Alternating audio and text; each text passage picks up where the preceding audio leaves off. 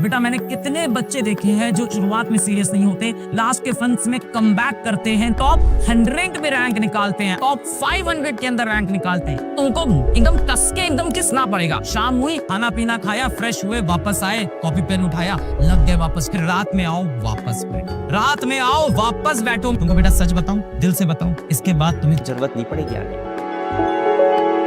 अगर सच में तुम्हारा सपना है, रियल में बेटा, मजाक में नहीं। एक तो होता है मजाक में बोल देना कि मुझे तैयारी करनी है, एक होता है मजाक में बोल देना मैं डॉक्टर बनूंगा।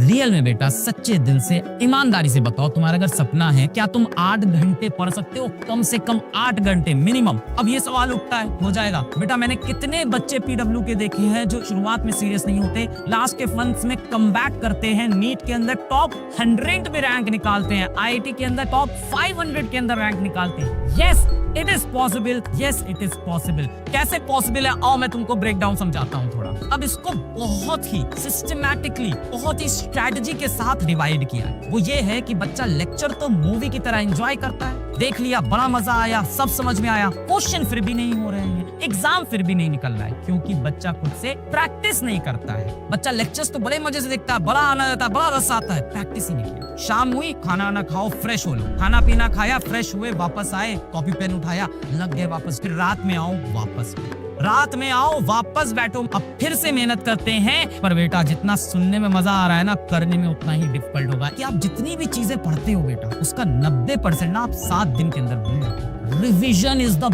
Biggest problem of candidates. आप अपने दोस्तों से पकड़ना, आप उन बच्चों को पकड़ना जो आईआईटी या नीट का एग्जाम इस साल दिए हैं, और आप उनसे एक चीज पूछना कि भैया दीदी क्या आपका पूरा सिलेबस कंप्लीट था? वो कहेंगे हाँ मेरा पूरा सिलेबस कंप्लीट था। तो आपका क्या आईआईटी निकल गया? नहीं। क्यों? क्योंकि मैं रिवाइज नहीं कर पाया, याद नहीं आ रहा था एग्जामिनेशन हॉल में। पढ़ा तो सब था, क्लास के अंदर जब सर ने पढ़ाया था समझ में भी आया था, एक एक चैप्टर के 200 क्वेश्चन सॉल्व किए थे, एग्जाम में याद ही नहीं आया। क्या problem? Revision. Revision is the biggest problem. आपने एक हफ्ते में जितना भी पढ़ा ना बेटा, 90% चीजें तो आप भूल जाते हो, सिर्फ 10% बचता है। रिविजन करेंगे दबा के, फिर रिविजन करेंगे। मान लेते हैं इस हफ्ते आपका फिजिक्स का एक चैप्टर खत्म हो गया। लेट अस से हम पढ़ रहे हैं laws of motion. First law में ऐसा होता था, ये फर्स्ट लॉ में इस तरह क्वेश्चन आते हैं, इस तरह क्वेश्चन आते हैं, इनर्शिया कैसे सवाल आते हैं, एक्सेलरेशन कैसे सवाल आते हैं। ये सेकंड लॉ तेने पढ़ लिया, ये सेकंड लॉ के ये क्वेश्चन, ये थर्ड लॉ के क्वेश्चन, ये देख पुली वाले क्वेश्चन, ये देख आपके इंक्लाइन प्लेन वाले क्वेश्चन, ये देख सीरो फोर्स वाले क्वेश्चन। कोई भी बच्चा जो हिम्मत नहीं रखता है ना वापस लड़ने की, मैं आपसे बेटा रिक्वेस्ट करूंगा आना मत। आपका मैं फीडबैक भी नहीं लूंगा। जो बच्चा एक्चुअल दिल से फाइटर है ना, 9, 5, 14, 2, 16 घंटे एक चैप्टर पे अपने को कितने मिले थे? 30 घंटे।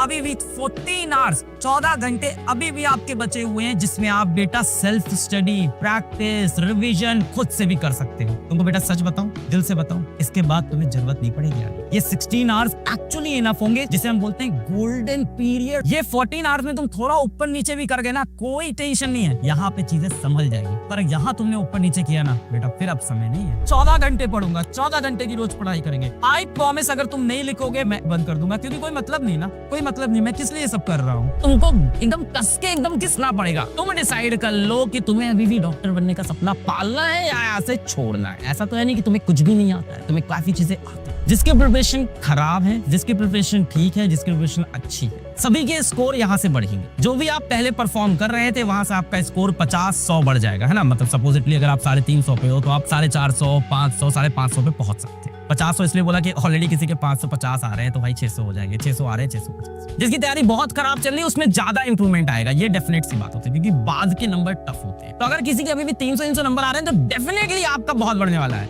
सर हमें तो पता ही नहीं कितने नंबर आ रहे हैं। क्या तैयारी कर रहे हो? मजाक कर रहे हो क्या तुम लोग? मैंने टेम्पो के पीछे लिखा हुआ ये देखा था एक बार, देर आप है हमने, लेट आपने की है हमने नहीं। खुद पे भरोसा रखना है, सिलेक्शन को पाना। तो ये होना चाहिए आपके अंदर स्पिरिट। बस ये है कि डिसिप्लिन नहीं आता, शेड्यूल नहीं बनता, डीपीपी नहीं मिलती। इसके बाद भी किसी के पास आर्थिक तंगी है, कोई परेशानी है। अभी आज सुबह ही मैंने एक उज़मा जहरा का वीडियो देखा, कश्मीर के एक बच्चे का, उड़ता हुआ वीडियो कहीं से मुझे देखा, तो मैं देख रहा था कि वो बता रही थी नीट में सेलेक्ट हो गई। काफी इंस्पायरिंग स्टोरी मुझे लगी। तो आज सुबह ही मैंने देखा, अभी मेरी 1-1.5 मिनट उससे बात भी हुई है, और उससे बात करके मेरे अंदर काफी एनर्जी आ गई है, काफी पॉजिटिविटी आ गई, और मुझे समझ में आ गया कि बच्चों के लिए बहुत जल्दी मैं लेके आने वाला हूँ बहुत सारा कंटेंट, और सारा कंटेंट फ्री में। तो कॉम्पिटिटर्स तैयार हो जाओ। पीडब्ल्यू नाम सुनकर पाव वाला समझा था क्या? ये फिजिक्स वाला।